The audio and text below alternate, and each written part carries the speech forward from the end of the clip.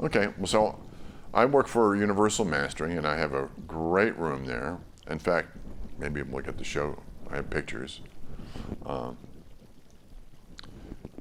And I do a combination of mastering, and we do some archival work. So there are tape machines in there as well, and I have a bunch of tape machines. I have a 24-track 2-inch. I have a 16-track 2-inch. I have 4-track. I have 3-track. I have 2-track. I have mono. Because I work for a big record company, we have all sorts of that stuff to transfer. But for the mastering rig, I have 2 workstations, both of which are Sonic Solutions. The other machine, also, the source machine, also has Pro Tools on it because I do the transfer into Pro Tools. I don't master with Pro Tools really, but I have Sonic, a play machine and a record machine. And the reason I need 2 is that quite often the sources will come in, at whatever sample rate they're at, 96K, 48K, 192. And what I have to deliver, say it's CDs at 44.1, or it could be HD tracks at 96K, or whatever. What comes in and what goes out may have to be at 2 sample rates, and you can't get a workstation to work at 2 different sample rates.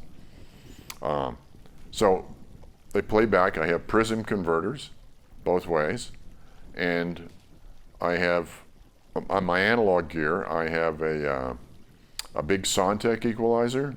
I have a Neve 8803 equalizer.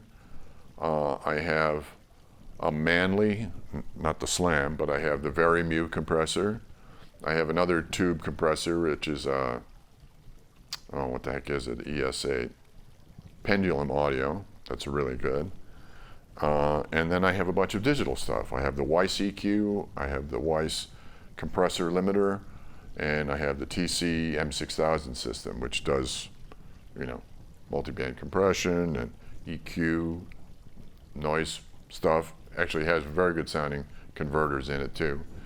And then I have another analog 2-track that's all tricked out that I quite often will have on a button, so I can record while I'm mastering to the tape machine and back just to get the sound of the 1/2-inch tape as part of my processing.